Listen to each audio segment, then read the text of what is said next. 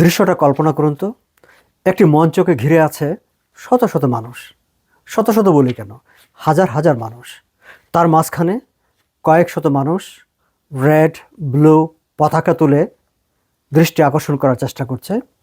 আবার আরও কয়েক শত মানুষ হাত উপরে তুলে বৃদ্ধাঙ্গুলি উল্টো দিকে নিচের দিকে করে হাত নাড়ছে।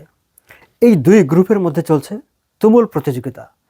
একই সঙ্গে আরও একটি প্রতিযোগিতা চলছে, কে কত বেশি চিৎকার করতে পারে, কে কত বেশি চেঁচামেচি করতে পারে, সেই প্রতিযোগিতা চলছে। একদল অন্টারিওর প্রিমিয়ার ডাগ ফোর্ডের পক্ষে স্লোগান দিচ্ছে, আরেক দল ডাগ ফোর্ডের বিরুদ্ধে স্লোগান দিচ্ছে।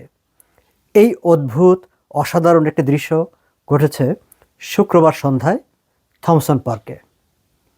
আপনারা যারা খোঁজ খবর রাখেন তারা নিশ্চয়ই জানেন যে শুক্রবার ছিল ফোর্ড ফেস্টিভ্যাল। অন্টারিও পিসি এবং ফোর্ড নেশন প্রতি বছর এই উৎসবটির আয়োজন করে। প্রিমিয়ার ডাগ ফোর্ডের নাম অনুসারে এই অনুষ্ঠানটির নামকরণ করা হয়েছে ফোর্ড ফেস্টিভ্যাল। মূলত ফ্রি খাবার দাবার, গান বাজনা, এন্টারটেনমেন্ট, রাইডিং উৎসব। অন্টারিও প্রভিন্সিয়াল পিসি দলের সমর্থক, নেতা, কর্মী, শুভানুধ্যায়ী তাদের জন্য একটা অ্যানুয়াল গেট টুগেদারের আয়োজন করা হয় ফোর্ড ফেস্টিভ্যালের নামে। এবারও ঠিক সেই আয়োজনটি করা হয়েছিল। এবারের আয়োজনটি আবার একটু ভিন্ন দিকে রূপ নেয়। অন্টারিও পিসির জন্য এই আয়োজনটি ছিল অত্যন্ত গুরুত্বপূর্ণ। তার কারণ, সামনে স্কারবোরো সাউথ ওয়েস্টের উপনির্বাচন। স্কারবোরো সাউথ ওয়েস্টের উপনির্বাচনকে সামনে রেখে প্রধান তিনটি রাজনৈতিক দলই একেবারে মরিয়া হয়ে মাঠে নেমেছে। ডাগ ফোর্ডের লক্ষ্য আবার ভিন্ন। স্কারবোরো এলাকায় তিনি যে কোনোভাবেই হোক তার দলের প্রাধান্য বিস্তার করতে চান এবং সেই কারণে স্কারবোরো সাউথ ওয়েস্টের এই নির্বাচনটি তিনি বিশেষ গুরুত্ব সহকারে নিয়েছেন। আপনারা জানেন, গত কয়েক মাস ধরেই অন্টারিও প্রভিন্সিয়াল গভর্নমেন্টের বেশ কয়েকজন মন্ত্রী প্রায় প্রতি সপ্তাহে বাংলাদেশি কমিউনিটি সহ স্কারবোরো এলাকায় তারা নানা প্রোগ্রাম ছাড়া মসজিদে, মন্দিরে, সামাজিক অনুষ্ঠানে, ক্লাবে বিভিন্নভাবে তারা ঘুরে বেড়াচ্ছেন। লক্ষ্য একটাই, স্কারবোরো সাউথ ওয়েস্টে, স্কারবোরোতে কনজারভেটিভ পার্টির অবস্থানটা সুদৃঢ় করা। এবং এবারের ফোর্ড ফেস্টিভ্যালও তারা ঠিক সেরকম একটি পরিকল্পনা নিয়ে আয়োজন করেছে যে স্কারবোরোবাসীর প্রতি, বিশেষ করে স্কারবোরো সাউথ ওয়েস্টের ভোটারদের কাছে এখান থেকে একটি স্ট্রং বিশেষ বার্তা দেওয়া, যেটি আগামী নির্বাচনে ভোটারদেরকে প্রভাবিত করতে পারে। কিন্তু ডাগ ফোর্ড যাই ভাবুন না কেন, অন্টারিও পিসি যেটি ভাবুন না কেন, অন্য আরেকটি গ্রুপ ভিন্নভাবে ভেবেছে। আপনারা জানেন যে কমিউনিটি হেলথ এবং সোশ্যাল সার্ভিসের কর্মীরা গত প্রায় 5 সপ্তাহ ধরে ধর্মঘট করছে। রাস্তায় আসা যাওয়ার পথে কোথাও কোথাও আপনারা তাদেরকে প্ল্যাকার্ড নিয়ে দাঁড়িয়ে থাকতে দেখে থাকবেন।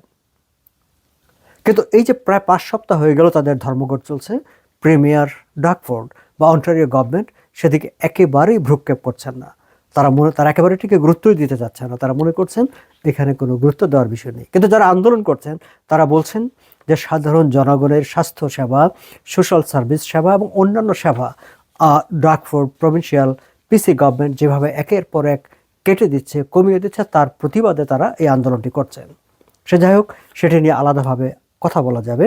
কিন্তু তারা ঠিক করেছিলেন এই ফোর্ড ফেস্টিভ্যালে এইখানে যে মানুষগুলো সমবেত হবে তারা তাদের কাছে তাদের বার্তা তুলে ধরবেন। কেন তারা স্ট্রাইক করছেন, কেন তারা আন্দোলন করছেন, কি তারা চান, ডাগ ফোর্ড কেন, কিভাবে তাদেরকে উপেক্ষা করছেন, এই বিষয়গুলো জনগণের সামনে তুলে ধরাই তাদের ছিল লক্ষ্য। ঠিক প্ল্যান করেই যারা আন্দোলনে অংশ নিয়েছেন তারা পার্পল কালারের শার্ট পরে এসেছিলেন সবাই। এবং আগেভাগেই যেখানে ডাগ ফোর্ড বক্তৃতা করবেন সে মঞ্চের চতুর্দিকে তারা একেবারে একসঙ্গে অবস্থান নিয়েছিলেন। এর বাইরেও দর্শক, বিভিন্ন জায়গায় আরও নানা রকম group, environmental group, human rights group, এরকম নানা রকম গ্রুপ বিভিন্ন অঞ্চল ভিত্তিক নানা রকম সমস্যা নিয়ে তারা আলাদা আলাদা অবস্থান নিয়ে সেখানে তারা প্রতিবাদ করছিল এবং তারা তাদের দাবি দাওয়া তুলে ধরছিল। বলা যায় এবারের ফোর্ড ফেস্টিভ্যালটি একদিকে যেমন পিসি আয়োজন করেছিল আনন্দ উৎসব করার জন্যে, কিন্তু সেটি আসলে আরও অনেক মানুষের জন্য হয়ে উঠেছিল দাবি আদায়ের এক রকমের বিক্ষোভ প্রতিবাদ করার একরকম একটা প্ল্যাটফর্মেও। ফলে নানা রকমের আন্দোলন, ছোট ছোট বিক্ষোভ সেখানে পুরো থমসন পার্ক জুড়েই ঘটেছে। কিন্তু সবার দৃষ্টি আকর্ষণ করেছে সেটি হচ্ছে এই যে সোশ্যাল সার্ভিস, হেলথ কেয়ার এবং অন্যান্য যে কমিউনিটি সার্ভিসের কর্মীরা যারা প্রায় 5 সপ্তাহ ধরে ধর্মঘটে আছেন, আন্দোলনে আছেন, তাদের এই আন্দোলনটি। পার্পল শার্ট পরে মঞ্চের একেবারে সামনে থেকে ধরে তারা ঘেরাও করে সেখানে বসেছিলেন। ডাকফোর্ড যখন বক্তৃতা করতে মঞ্চে উঠেন, ঠিক সেই সময় একযোগে তারা চিৎকার, চেঁচামেচি, ভুয়া ভুয়া এরকম নানা রকম আওয়াজ দিতে শুরু করেন। আপনারা যারা সেখানে উপস্থিত ছিলেন খেয়াল করবেন, টরন্টো স্টারে এই নিয়ে একটা রিপোর্টও করেছে, ছোট ছোট বেশ কতগুলো ভিডিও ক্লিপ বেরিয়েছে, আপনারা নিশ্চয়ই দেখে থাকবেন সেগুলো। ডাকফোর্ড তার সর্বশক্তি দিয়ে মাইক্রোফোনের সামনে দাঁড়িয়ে কথা বলছিলেন, বক্তৃতা বলছিলেন, কিন্তু তার কোনো বক্তব্য আসলে অডিয়েন্সের কাছে পৌঁছাচ্ছিল না। অডিয়েন্স কিছুই শুনতে পাচ্ছিল না। ওই যে পার্পল শার্ট পরা আন্দোলনকারীরা, তাদের চিৎকার চেঁচামেচি, তাদের দাবি দেওয়া, সেগুলি আসলে সবার কাছে পৌঁছে যাচ্ছিল। এবং ঠিক সেই সময় পিসির কর্মীরা, যারা তাদের ডাকফোর্ডের সমর্থকরা, তারা মানে ফোর্ড নেশনের যে ফ্ল্যাগ, রেড ব্লু ফ্ল্যাগটি, সেগুলো উপরের দিকে তুলে নাড়তে নাড়তে তারাও ডাকফোর্ড ডাকফোর্ড বলে স্লোগান দিতে শুরু করেন। আর ঠিক একই সময় আন্দোলনকারীরা বৃদ্ধাঙ্গুলি নিচের দিকে দিয়ে হাত উপরে তুলে হাত নাড়তে থাকেন। ফলে একদিকে পতাকা, আরেকদিকে হাত, বৃদ্ধাঙ্গুলি নিচের দিকে। এই যে কম্পিটিশন, সেই কম্পিটিশন চলেছে অনেকক্ষণ। সে যাই হোক দর্শক, এই আন্দোলনটি বা এবারের ফোর্ড ফেস্টিভ্যাল থেকে অন্টারিও পিসি কতটা অর্জন করতে পেরেছে, আদৌ কিছু অর্জন করতে পেরেছে কি না, নাকি তারা নতুন করে প্রশ্নের সম্মুখীন হয়েছে, সেইটি হয়তো রাজনৈতিক বিশ্লেষকরা ব্যাখ্যা বিশ্লেষণ করবেন।